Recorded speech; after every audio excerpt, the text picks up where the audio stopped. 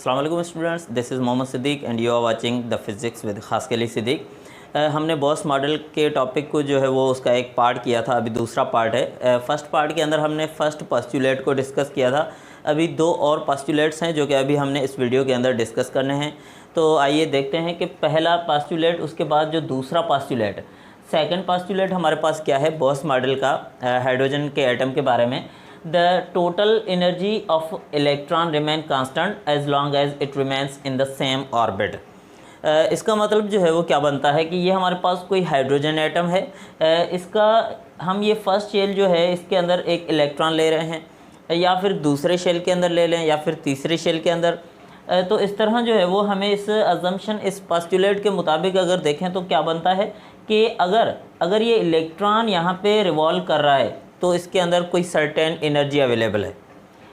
अब वो एनर्जी जो है वो ना इंक्रीज़ होती है और ना ही डिक्रीज़ होती है, वो एनर्जी फिक्स रहती है। जब तक जो है वो ये इलेक्ट्रॉन इसी शेल के अंदर मूव करता रहेगा तो ये इसकी एनर्जी जो है वो फिक्स रहेगी। अब अगर ये इलेक्ट्रॉन जंप करके दूसरे शेल में जाता है तो उसकी एनर्जी चेंज होती है। अब जो है वो दूसरे शेल में से अगर फॉर एग्ज़ाम्पल दूसरे में से तीसरे में, या फिर चौथे में, या चौथे से वापस जो है वो दूसरे में, तो ये जब भी अपने जो शेल्स हैं, ऑर्बिटल्स हैं, एनर्जी लेवल्स हैं, उनको चेंज करता है तो उसकी एनर्जी चेंज होती है। अदरवाइज़ जो है जब तक ये सेम शेल के अंदर घूमता रहेगा तब तक इसकी एनर्जी चेंज नहीं होती। सो this is the second assumption, second postulate of Bohr's model. तो अब हमने चेक करना है कि अगर ये इलेक्ट्रॉन फर्स्ट शेल के अंदर रिवॉल्व कर रहा है तो उसको कितनी एनर्जी रिक्वायर होगी, सेकंड शेल में रिवॉल्व करने के लिए कितनी एनर्जी चाहिए, थर्ड शेल के अंदर रिवॉल्व करने के लिए कितनी एनर्जी चाहिए। तो इस तरह जो है वो हमें एक इक्वेशन फाइंड करनी है जिसकी मदद से हम किसी भी ऑर्बिटल, या बोहर ने जो इक्वेशन दी है कि जिसकी मदद से हम किसी भी ऑर्बिटल के अंदर अगर इलेक्ट्रॉन रिवॉल्व कर रहा है तो वहाँ पे एनर्जी जो है रिक्वायर्ड कितनी है, उस ऑर्बिट के अंदर उस इलेक्ट्रॉन को रिवॉल्व करने के लिए कितनी जो है वो कितना अमाउंट ऑफ एनर्जी रिक्वायर है। अब जो है हमें वो एनर्जी रिक्वायरमेंट की इक्वेशन को देखना है कि कितनी एनर्जी रिक्वायर है। तो उसको हम यहाँ पे डेरिवेशन के अंदर ज़रा देखते हैं। ये हमारे पास जो है वो पिछले वीडियो के अंदर यानी कि फर्स्ट पोस्टुलेट के अंदर हमने जो पढ़ा था वहाँ पे हमें एक टोटल एनर्जी की इक्वेशन मिली थी। अगर आपने फर्स्ट पोस्टुलेट नहीं देखा तो प्रीवियस वीडियो जो है उसके अंदर फर्स्ट पोस्टुलेट की पूरी एक्सप्लेनेशन है, जहाँ पे हमें एक इक्वेशन मिलती है जिसको हम total energy of the electron कहते हैं। अब ये हमारे पास जो है वो एनर्जी है, कौन सी energy, total energy of the electron revolving around the nucleus. और ये माइनस की सिंबल कहाँ से आई थी, जो कि हमने पढ़ा था कि जो हमारे पास कूलम फोर्स यूज़ हो रही थी, यानी कि इलेक्ट्रॉन और प्रोटॉन के बीच जो अट्रैक्टिव फोर्स थी, उस अट्रैक्टिव फोर्स की वजह से हमने वहाँ पे क्या यूज़ किया था, नेगेटिव की सिंबल यूज़ की थी। तो ये हमारे पास टोटल एनर्जी की इक्वेशन थी। अब इसी इक्वेशन को मैंने इस फॉर्म में लिखा है, यानी कि 8 पाई एप्सिलॉन नॉट तक ये पार्ट जो है वो मैंने सेम लिखा है, लेकिन ये r जो डिवाइड हो रहा था इसको मैंने अलग से डिवाइड किया हुआ है। अच्छा, अलग से डिवाइड क्यों किया है, उसका सिर्फ यही रीज़न है कि r की वैल्यू ये हमें मिली थी। r क्या है, बोहर्स रेडियस, यानी कि जिस रेडियस की बात कर रहे हैं, जिस ऑर्बिटल की हम बात कर रहे हैं, उस ऑर्बिटल का जो रेडियस बनता है, उस रेडियस को हमने किसके बराबर लिया था, 4 pi epsilon not n square h cut square upon में m e स्क्वायर। तो ये हमें जो है वो बॉस रेडियस मिला था बॉस मॉडल के अंदर। पिछली वीडियो के अंदर हमने इसको पूरा डिटेल में डिफ़ाइन किया हुआ है। अच्छा, उसके बाद अब ये r की वैल्यू इस इक्वेशन के अंदर पुट करनी है। ये इक्वेशन है हमारे पास जिसमें ये r है, यानी कि बॉस रेडियस है।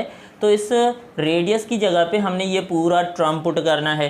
तो ये पार्ट मैंने सेम लिखा है इधर, और ये डिवीजन की सिंबल सेम। अब इस r की जगह मैंने ये पूरा पार्ट यहाँ पे पुट किया हुआ है। अच्छा, अब इसको थोड़ा सिंप्लीफाई करते हैं। तो फर्स्ट पार्ट मैंने दोबारा सेम लिखा, अब ये डिवीजन को मल्टीप्लिकेशन में चेंज किया तो ये टर्म जो है वो उल्टे हो गए, यानी कि ये m e स्क्वायर जो अपान में था अब इसको ऊपर लिख लिया हमने इधर, और ये ऊपर वाला टर्म जो था वो नीचे आ गया। अब जो है इन दोनों को मल्टीप्लाई करना है, तो अब ये माइनस की सिंबल सेम, अब इन दोनों को आपस में मल्टीप्लाई करेंगे तो कितना बनेगा, m e पावर 4, क्योंकि e के ऊपर पावर 2 यहाँ पे है, यहाँ पे भी पावर 2 है, यानी कि स्क्वायर है। तो ये m e पावर कितना बन जाता है, पावर 4 बन जाता है। अच्छा, अपान में हमारे पास इन सारे वैल्यूज़ को क्या करना है, मल्टीप्लाई। अब 4 और 8 को मल्टीप्लाई करते हैं तो कितना बनता है 32। उसके बाद पाई, यहाँ पे भी पाई है तो पाई बन गया स्क्वायर। एप्सिलॉन नॉट यहाँ पे भी है, यहाँ पे भी है, तो ये कितना बन गया एप्सिलॉन नॉट स्क्वायर। अच्छा, उसके बाद ये एच कट स्क्वायर, बाकी क्या बचा, बाकी बचा एन स्क्वायर, तो इसको मैंने अलग से लिखा है। अच्छा, अब अलग क्यों लिखा है, क्योंकि ये हमारे पास क्या है, क्वांटम नंबर है, जैसा हमने पहले भी जो है वो प्रिंसिपल क्वांटम नंबर पढ़ा था। अच्छा, अब ये पूरी वैल्यू, अच्छा इसको अलग लिखने का मेन रीज़न जो है वो क्या है कि ये पूरी वैल्यू जो है वो पूरी की पूरी कांस्टेंट है। कैसे, क्योंकि यहाँ पे जितने सारे टर्म्स मैंने पुट किए हुए हैं, जितनी सारी क्वांटिटीज़ यहाँ पे यूज़ हो रही हैं, उन सब के वैल्यूज़ जो है वो कांस्टेंट हैं। जैसे कि ये मास ऑफ इलेक्ट्रॉन है, ये चार्ज ऑफ द इलेक्ट्रॉन है, पाई की वैल्यू कांस्टेंट है, एप्सिलॉन नॉट यानी कि परमिटिविटी ऑफ फ्री स्पेस जो है वो कांस्टेंट है, और ये एच कट जो कि हमें प्लैंक्स कांस्टेंट से मिलता है, ये भी हमारे पास एक कांस्टेंट वैल्यू है। तो इन सब को अगर हम कैलकुलेट करें, यानी कि इस टर्म के अंदर सारे वैल्यूज़ जो है वो हम पुट करके इसको सिंप्लीफाई करें, तो हमें रिज़ल्ट जो मिलेगा वो कितना मिलेगा 13.6 जो है वो हमें ये रिज़ल्ट मिलता है। अच्छा, उसके बाद बाकी क्या बचा, बाकी एन स्क्वायर जो कि हमने यहाँ पे लिख लिया। अब देखें, ये हमें जो है वो एक इक्वेशन मिल गई। इस इक्वेशन का मकसद क्या है कि एनर्जी, यानी कि किसी भी ऑर्बिट के अंदर इलेक्ट्रॉन अगर रिवॉल्व कर रहा है तो वो किसी सर्टेन एनर्जी के साथ रिवॉल्व करता है, तो वो एनर्जी कितनी होती है, तो उस एनर्जी को फाइंड करने के लिए ये हमारे पास इक्वेशन है। अब इस इक्वेशन का मतलब क्या है कि ये एन की वैल्यू, सिर्फ हमने क्या करना है, उस ऑर्बिटल का नंबर जो है, उस ऑर्बिट का नंबर पुट करना है, उस शेल का नंबर पुट करना है। यानी कि अगर हम फर्स्ट शेल की बात कर रहे हैं तो हम यहाँ पे n की वैल्यू 1 पुट करेंगे, क्योंकि n जो है वो कोई भी हमारे पास इंटीजर है, जैसा कि n की वैल्यू जो है वो 1 से लेकर इन्फिनिटी तक है, कुछ भी हो सकती है। तो n की वैल्यू पुट करेंगे तो हमें जो है वो उस ऑर्बिट के अंदर, उस शेल के अंदर जो इलेक्ट्रॉन रिवॉल्व करता है उसकी एनर्जी मिल जाएगी। और ये नेगेटिव सिंबल, अब देखिए यहाँ पे नेगेटिव सिंबल का एक और मकसद जो है वो हमारे पास है। नेगेटिव सिंबल का मतलब है the energy required to remove the electron from the shell. उसी शेल में से इलेक्ट्रॉन को रिमूव करने के लिए कितनी एनर्जी रिक्वायर है, उस शेल में से इलेक्ट्रॉन को रिमूव करने के लिए कितनी एनर्जी रिक्वायर है, so that is the amount of energy. अब देखें, अगर हम फर्स्ट शेल की बात करें, अब देखें अगर फर्स्ट शेल के अंदर इलेक्ट्रॉन रिवॉल्व कर रहा है, तो फर्स्ट शेल के अंदर इलेक्ट्रॉन को रिवॉल्व करने के लिए जो एनर्जी रिक्वायर है उसका अमाउंट कुछ अलग है। अगर सेकंड शेल की बात करेंगे तो सेकंड शेल के लिए अमाउंट ऑफ एनर्जी रिक्वायर जो है वो डिफरेंट है, थर्ड शेल के लिए अलग है, फोर्थ शेल के लिए अलग है। लेकिन अगर हम इस तरह बात करें कि अगर कोई इलेक्ट्रॉन फर्स्ट शेल के अंदर रिवॉल्व कर रहा है, अब इसको इस एटम से रिमूव करना है, so how much energy is required to remove this electron from this orbital. So this is the amount of energy required to remove the electron from the atom if it is revolving in the first orbit. If it is revolving in the second orbit, then what we have to do, we just have to put the value of n as 2. The equation is same, तो हमने उसी equation के अंदर सिर्फ n की value को change करना है। अगर सवाल है हमारे पास कि थर्ड शेल में इलेक्ट्रॉन है, उसको रिमूव करने के लिए कितनी एनर्जी रिक्वायर है, तो हम इस फार्मूला से फाइंड कर सकते हैं। अब देखिए, मैंने यहाँ पे जो है वो इसको सिंप्लीफाई भी किया हुआ है कि किसी फर्स्ट या सेकंड या थर्ड ऑर्बिट के अंदर इलेक्ट्रॉन को रिमूव करने के लिए एनर्जी का अमाउंट जो है वो कितना रिक्वायर है।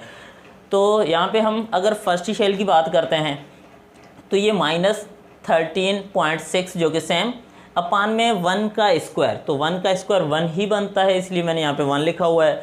तो ये कितना हमारे पास मिल गया, -13.6 इलेक्ट्रॉन वोल्ट। यानी कि फर्स्ट शेल के अंदर जो इलेक्ट्रॉन ऐसा समझें कि रिवॉल्व कर रहा है, तो उसके पास कितनी एनर्जी है, या फिर वहाँ उस शेल के अंदर रिवॉल्व करने के लिए कितनी एनर्जी चाहिए, 13.6। और ये माइनस की सिंबल जो है वो शो करती है कि अगर हमने उस इलेक्ट्रॉन को वहाँ से रिमूव करना है, so we have to require how much energy, 13.6 electron volt of energy is required to remove the electron from first shell. अच्छा, अब अगर सेकंड शेल की बात करते हैं तो अभी हमने जो है वो यहाँ पे 2 का स्क्वायर लिया है, यानी कि 4, तो 13.6 को हम 4 से डिवाइड करेंगे तो हमें ये वैल्यू मिलती है। अब देखिए, फर्स्ट शेल में से अगर हम इलेक्ट्रॉन को रिमूव करते हैं तो हमें ज़्यादा एनर्जी चाहिए, सेकंड शेल से एनर्जी जो है वो, सेकंड शेल से इलेक्ट्रॉन को रिमूव करने के लिए एनर्जी का अमाउंट जो चाहिए वो फर्स्ट शेल से कम है। उसके बाद थर्ड शेल की अगर बात कर लें, यहाँ पे 3 का स्क्वायर लिया हुआ है तो 9 बनता है। 13.6 को 9 से डिवाइड करेंगे तो क्या मिलेगा 1.51 इलेक्ट्रॉन वोल्ट। तो ये भी हमारे पास जो है वो थर्ड शेल के लिए ठीक उसी तरह ये हमारे पास फोर्थ शेल के लिए, तो ये कोई भी हम शेल ले सकते हैं। So this is the amount of energy to remove the electron from the certain orbit. अच्छा, उसके बाद ये हमारे पास फर्स्ट, सेकंड, थर्ड, फोर्थ, ये कोई भी हो सकता है इन्फिनिटी तक, कोई भी ऑर्बिट हो सकता है, कोई भी नंबर ऑफ शेल हो सकता है इनफाइनाइट तक। अब जब हम इनफाइनाइट की बात करते हैं, लेकिन इस वैल्यूज़ को देखें तो यहाँ पे हमारे पास जो है वो एनर्जी रिक्वायर जो है वो ज़्यादा है, यहाँ पे कम है, यहाँ पे और कम है। तो इस तरह एनर्जी का अमाउंट जो है वो डिक्रीज़ होता जा रहा है। तो ये कितना बनेगा जब ये अमाउंट जो है वो, अगर हम इन्फिनिटी की बात करते हैं तो यहाँ तक ये सारे जो है वो, यानी कि 1 से लेकर इन्फिनिटी तक ये सारे अमाउंट हमारे पास, या सारे ऑर्बिट जो हैं उनके अंदर इलेक्ट्रॉन जो होता है वो क्या होता है, उनके अंदर इलेक्ट्रॉन बाउंड होता है। यहाँ पे हम कह सकते हैं कि ये इलेक्ट्रॉन जो है वो क्या है, बाउंड इलेक्ट्रॉन है। तो यहाँ तक हमारे पास ये सारे इलेक्ट्रॉन्स जो है वो बाउंडेड हैं, क्योंकि ये किसी भी सर्टेन ऑर्बिट के अंदर हैं, तो वहाँ से रिमूव करने के लिए कुछ अमाउंट ऑफ एनर्जी जो है वो रिक्वायर होता है। लेकिन अगर ये अमाउंट ऑफ एनर्जी, यानी कि ये देखें वैल्यू डिक्रीज़ हो रही है, जब ये वैल्यू नेगेटिव से निकल के ज़ीरो हो जाए या ज़ीरो से इंक्रीज़ हो जाए, या फिर हम ऐसा कह लें कि ये एनर्जी जो है वो ग्रेटर देन ज़ीरो हो जाए, जब यानी कि पहले हमारे पास देखें लेस देन ज़ीरो है, यानी कि नेगेटिव में है, जब ये एनर्जी ग्रेटर देन ज़ीरो हो जाएगी, मतलब अब हमें जो है वो रिमूव करने के लिए एनर्जी की ज़रूरत नहीं पड़ती। इसका मतलब है कि वो इलेक्ट्रॉन जो है वो अब बाउंड नहीं है, वो इलेक्ट्रॉन क्या है, अनबाउंड है, फ्री है। तो तब जो है वो ये इलेक्ट्रॉन फ्री इलेक्ट्रॉन बन जाता है, जब जो है इलेक्ट्रॉन को रिमूव करने के लिए एनर्जी रिक्वायर नहीं होती, यानी कि वहाँ पे रिक्वायर्ड एनर्जी जो है वो ग्रेटर देन ज़ीरो जब बन जाती है, यानी कि ये नेगेटिव की जब सिंबल ख़त्म हो जाती है, देखिए ये वैल्यू डिक्रीज़ हो रही है और ये जाके ज़ीरो पे पहुंचती है। ज़ीरो के बाद वो इलेक्ट्रॉन जो है वो क्या हो जाता है, फ्री हो जाता है। तो हम कहते हैं कि भाई ये हमारे पास इलेक्ट्रॉन जो है वो एक फ्री इलेक्ट्रॉन है। तो इस तरह ये हमें जो है वो मिल गया कौन सा, सेकंड पोस्टुलेट। अब इसके बाद हमारे पास थर्ड पोस्टुलेट है। तो थर्ड पोस्टुलेट किस चीज़ के बारे में है, जैसा मैंने बताया था कि फर्स्ट जो है वो एंगुलर मोमेंटम का था, दूसरा एनर्जी के बारे में था जो अभी हमने पढ़ा, और थर्ड जो है वो फ्रीक्वेंसी के बारे में है, अब वो हमने पढ़ना है। तो स्टूडेंट्स ये हमारे पास जो है वो थर्ड पोस्टुलेट है बॉस मॉडल का। अब ये थर्ड पोस्टुलेट किस चीज़ के बारे में है, फ्रीक्वेंसी के बारे में। जो इलेक्ट्रॉन रोटेट करता है अराउंड द न्यूक्लियस, उस इलेक्ट्रॉन की फ्रीक्वेंसी को अगर देखें तो फ्रीक्वेंसी के लिए हमारे पास बॉस मॉडल के अंदर थर्ड पोस्टुलेट है, जिसमें क्या है, if the electron jumps from an initial orbit of energy E I, जिसको हम इनिशियल एनर्जी स्टेप कह रहे हैं, to the final orbit of energy E F, जिसको हमने फाइनल एनर्जी लेवल का है। अब देखिए यहाँ पे एक पॉइंट है, ई आई जो है इनिशियल एनर्जी जो है वो फाइनल एनर्जी, यानी कि इनिशियल जो हमारे पास शेल है जिसमें पहले इलेक्ट्रॉन मौजूद है उसकी एनर्जी जब बाद में जंप करके दूसरे शेल में जाता है तो उसकी एनर्जी से ज़्यादा है। तो वहाँ पे क्या होता है, a photon of frequency new is emitted. तो इस तरह की सिचुएशन जब होती है तो इलेक्ट्रॉन क्या करता है, एक एनर्जी जो है वो इमिट करता है। अब देखिए यहाँ पे हमारे पास ये शेल बने हुए हैं, तो ये हमारे पास जो फर्स्ट शेल है जिसको हम ग्राउंड स्टेट भी कहते हैं। अब कोई इलेक्ट्रॉन, अब जैसा कि हमने लाइमन सीरीज़ के अंदर पढ़ा था, अगर कोई इलेक्ट्रॉन सेकंड शेल से जो है वो जंप करके फर्स्ट में आता है तो वो एक एनर्जी रिलीज़ करता है, एक फोटोन रिलीज़ करता है। अब अगर थर्ड शेल में से जंप करके फर्स्ट में आता है तो भी एक एनर्जी जो है वो रिलीज़ होती है। इस तरह यहाँ पे हमें जो है वो एक सीरीज़ मिलती है, जिस सीरीज़ को हमने नाम दिया था कौन सा, लाइमन सीरीज़ का। अच्छा, उसके बाद अब ये कहीं से भी किसी भी इलेक्ट्रॉन किसी भी शेल से जंप करके ग्राउंड लेवल तक आता है तो ये हमारे पास बनती है लाइमन सीरीज़। और इसी तरह अगर हमारे पास कोई इलेक्ट्रॉन जंप करके सेकंड शेल तक आता है, किसी भी लेवल से सेकंड शेल तक आता है, तो वो कौन सी सीरीज़ बन रही थी, वो सीरीज़ थी बाल्मर सीरीज़। और अगर थर्ड शेल की बात करें, यहाँ थर्ड शेल तक आता है तो वहाँ पे हमें एक और सीरीज़ मिल रही थी जो कि कौन सी सीरीज़ थी, पास्चन सीरीज़।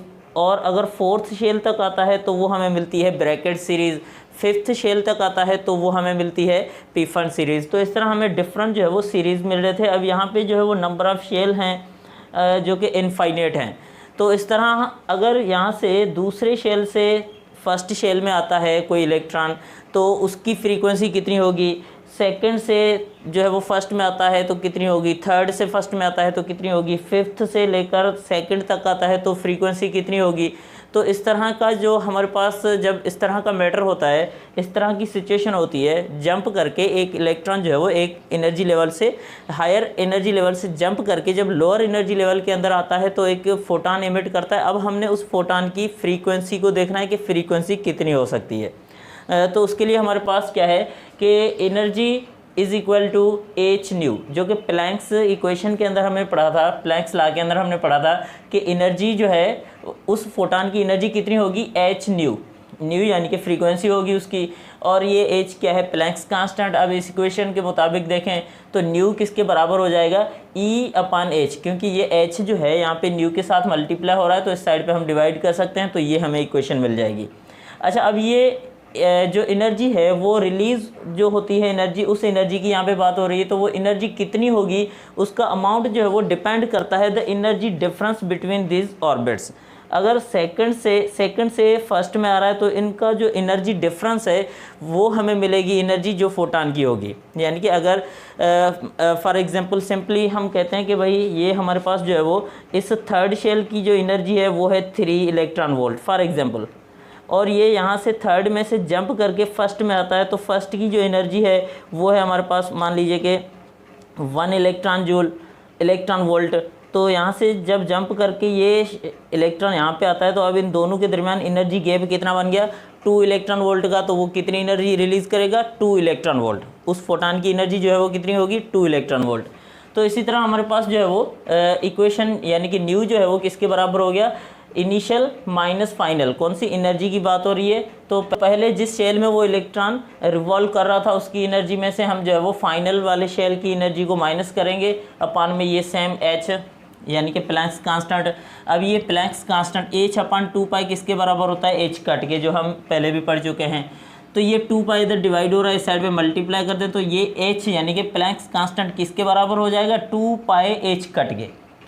अच्छा, अब जो है ये मैंने इस एच की जगह पे 2 पाई एच कट लगा दिया जो कि इसके बराबर है। अच्छा, उसके बाद इसी सेम टर्म को मैंने दोबारा जो है वो लिखा है, ये पहला जो है वो स्टेप यानी कि ये ऊपर वाला टर्म सेम मैंने इधर लिखा। अब इसको मैंने थोड़ा अलग करके लिखा है क्योंकि यहाँ पे हम कुछ टर्म्स पुट करने वाले हैं, इसलिए मैंने इस पार्ट को अलग लिखा है और इस पार्ट को अलग से डिवाइड कर दिया है। अच्छा, अब एनर्जी जो है वो किसके बराबर होती है, किसी भी सर्टेन शेल के अंदर, सर्टेन ऑर्बिटल के अंदर जो एनर्जी होती है वो किसके बराबर होती है, वो हम पहले पढ़ चुके हैं सेकंड जो पोस्टुलेट था उसके अंदर। तो वो एनर्जी इसके बराबर होती है, ये टर्म होता है हमारे पास एनर्जी का किसी भी ऑर्बिट के अंदर। यहाँ पे एन की वैल्यू वो पुट करेंगे, अगर हम फर्स्ट शेल की बात करें तो ये एन की वैल्यू 1 पुट करेंगे, सेकंड शेल की बात करें तो एन की वैल्यू 2 पुट करेंगे। इसी तरह हमारे पास कोई भी शेल हो उसकी वैल्यू जो है वो हम यहाँ पे एन की जगह पे पुट करेंगे। तो ये हमारे पास अगर पहले हम ई आई यानी कि इनिशियल एनर्जी की बात करें, इनिशियल जो लेवल है, एनर्जी लेवल है उसकी बात करें तो यहाँ पे हम एन आई लिख रहे हैं, बाकी इक्वेशन सेम है। माइनस फाइनल वाली अगर बात करें तो यहाँ पे भी हम वही सेम टर्म लिखेंगे, लेकिन यहाँ पे एन एफ लिखेंगे। यहाँ पे एन आई लिखा है तो यहाँ पे एन एफ लिखा है। अब देखिए ये माइनस की सिंबल यहाँ पे आ गई। ये दोनों टर्म्स, वहाँ पे हमने एनर्जी के जो टर्म्स लिए थे वो दोनों माइनस के थे, तो दोनों में मैंने जो है वो यहाँ पे भी माइनस पुट किया हुआ है और यहाँ पे भी माइनस पुट करके रखा है। अच्छा, उसके बाद बाकी ये वाला टर्म बचा तो इसको मैंने लास्ट में अलग से लिख दिया है दोबारा। अब इनको सॉल्व करना है, इस कर्ली ब्रैकेट को सॉल्व करना है। तो कर्ली ब्रैकेट को सॉल्व कैसे करेंगे, अब देखें ये वाला टर्म जो है वो कॉमन है, कौन सा, me⁴ अपान में 32 pi square epsilon not square H cut square. तो इस कॉमन टर्म को मैंने पहले बाहर निकाला हुआ है। उसके बाद अब देखें ये पहले मैंने इसको जो है वो कॉमन टर्म को बाहर निकाला, तो बाकी यहाँ पे क्या बचा, बाकी यहाँ पे बचा 1/ni² प्लस, और यहाँ पे क्या बचा 1/nf²। बाकी ये पूरा का पूरा टर्म जो है वो सेम है। यहाँ पे देखें ये माइनस का टर्म बचा तो इसको मैंने माइनस का लिखा, ये माइनस माइनस हो गया प्लस, तो इस 1/nf² को क्या लिखा, प्लस का टर्म बना के लिखा। बाकी ये वाली इक्वेशन, ये वाला टर्म जो है वो वही सेम मैंने यहाँ पे पुट किया हुआ है।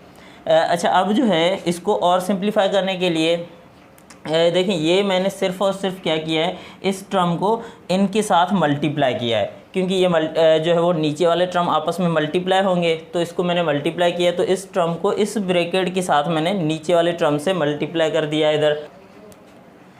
तो न्यू जो है वो किसके बराबर है, अब me⁴। अब यहाँ पे जो है वो इसको अगर हम यहाँ पे मल्टीप्लाई कर रहे हैं तो 2 मल्टीप्लाई होगा जब 32 से तो कितना बनता है 64, और उसके बाद ये पाए जब इस पाए के साथ मल्टीप्लाई हुआ तो ये पाई स्क्वायर है, और ये सिंगल पाए है तो पाए बन गया क्यूब। तो वैसे यहाँ पे जो है वो एप्सिलॉन नॉट अवेलेबल नहीं है, इसलिए एप्सिलॉन नॉट स्क्वायर जो है वो सेम रहेगा। बाकी एच कट जो है यहाँ पे भी है और यहाँ पे एच कट स्क्वायर है, तो ये एच कट कितना बन गया, एच कट क्यूब बन गया। बाकी जो है ये वाला टर्म, अब इसमें मैंने क्या किया है कि ये प्लस वाले टर्म को पहले रखा है और ये माइनस वाले टर्म को बाद में लिखा है, सिर्फ एक रेगुलर अरेंजमेंट के लिए। तो 1/n(f² - 1/ni²। तो इस तरह हमें जो है वो ये इक्वेशन मिल गई। अच्छा, अब इस इक्वेशन को हम अगर इस टर्म्स के अंदर लिखें, फ्रीक्वेंसी के टर्म्स को अगर हम वेव नंबर के अंदर लिखें तो फ्रीक्वेंसी किसके बराबर होती है, c/λ। c क्या है, स्पीड ऑफ लाइट। तो यहाँ पे न्यू जो है वो किसके बराबर है, c/λ। तो मैंने न्यू की जगह पे c/λ पुट कर दिया इधर, बाकी इक्वेशन वही सेम। अब ये c जो है इसको अगर हम यहाँ से मिटा के यहाँ पे 1 लिख दें और इस c को हम यहाँ से मिटा के इधर अगर लिख दें तो ये पूरा टर्म बन गया। अब इसी टर्म को, जैसा कि हमने जो है वो स्टार्टिंग में कहा था, बोस मॉडल से भी पहले हमारा जो टॉपिक था स्पेक्ट्रम ऑफ हाइड्रोजन एटम का, तो वहाँ पे हमने एक टर्म यूज़ किया था रायबर्ग कांस्टेंट। तो ये पूरा का पूरा टर्म जो है वो किसके बराबर है, इसको हम कहते हैं कि ये हमारे पास थ्योरेटिकल वैल्यू है किसकी, रायबर्ग कांस्टेंट की।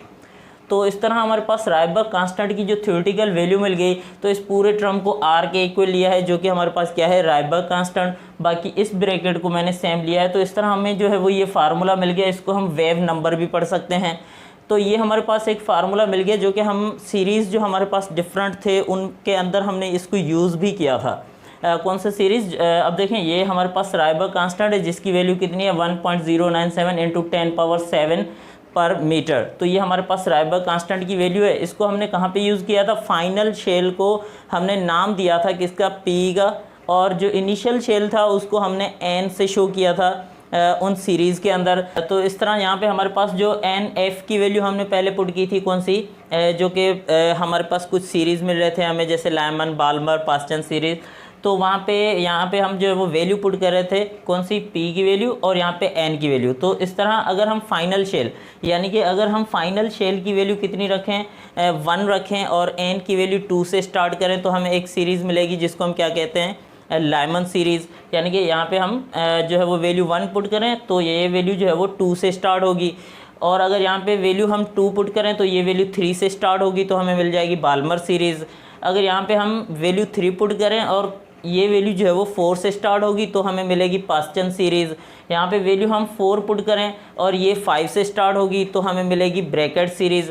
यहाँ पे हम अगर 5 वैल्यू पुट करें तो ये 6 से स्टार्ट होगी, तो इस तरह हमें मिलेगी पीफंड सीरीज़। तो डिफरेंट सीरीज़ जो है वो हमें मिल रहे थे, जो कि हमने स्पेक्ट्रम ऑफ हाइड्रोजन एटम का जो हमारे पास टॉपिक था उसके, यानी कि 18.1 टॉपिक जिसकी वीडियो अवेलेबल है उसको आप देख सकते हैं कि वहाँ पर जो है वो हमारे पास डिफरेंट सीरीज़ किस तरह बन रहे हैं। तो उनका जो ओरिजिनल फार्मूला है वो हमने यहाँ पे ड्राइव किया हुआ है बोयर्स मॉडल के अंदर, कि इसकी डेरिवेशन किस तरह बनती है। So this is all about the Bohr's model for hydrogen atom, जिसके 3 पोस्टुलेट थे। तो वो तीनों पोस्टुलेट हमने डिस्कस किए। कौन कौन से, एक हमारे पास एंगुलर मोमेंटम के बारे में था, दूसरा जो था एनर्जी के बारे में, और तीसरा फ्रीक्वेंसी के बारे में। तो इस तरह हमें जो है वो पूरा एटॉमिक मॉडल मिल गया। या अब देखें यहाँ पे एटॉमिक मॉडल के अंदर हमें क्या क्या मिला, कि अगर कोई इलेक्ट्रॉन हाइड्रोजन के एटम या कोई भी अगर हम एटम लेते हैं जो कि हाइड्रोजन के एटम के लाइक होता है, तो उसके अंदर वो इलेक्ट्रॉन जो रिवॉल्व करता है उसकी एंगुलर मोमेंटम किस तरह फाइंड की जाती है, एंगुलर मोमेंटम कितनी होती है, वो कितनी एनर्जी रिलीज़ करता है, कौन से शेल में ज़्यादा एनर्जी की ज़रूरत पड़ती है, कौन से शेल में कम एनर्जी की ज़रूरत पड़ती है। अब जब वो इलेक्ट्रॉन जंप करता है एक शेल से दूसरे शेल तक, तो वो कितनी एनर्जी जो है वो रिलीज़ करता है, कितना अमाउंट ऑफ एनर्जी जो है वो उसमें से रिलीज़ होता है, या वो जो फोटोन रिलीज़ होता है उसकी फ्रीक्वेंसी कितनी होती है या एनर्जी कितनी होती है। तो ये सारे टर्म्स आ जाते हैं बोयर्स एटॉमिक मॉडल के अंदर। तो यहाँ इस तरह हमें जो है वो पूरे एटॉमिक मॉडल का पता चलता है कि वो इलेक्ट्रॉन का वहाँ पे रोल क्या है और उसका बिहेवियर कैसा है, और वो किस जो है वो कंडीशन के अंदर एनर्जी रिलीज़ करता है, कब करता है, क्यों करता है। तो ये पूरा रीज़न जो है वो हमें इस बोयर्स मॉडल के अंदर मिल गया। So this was the Bohr's model for hydrogen atom.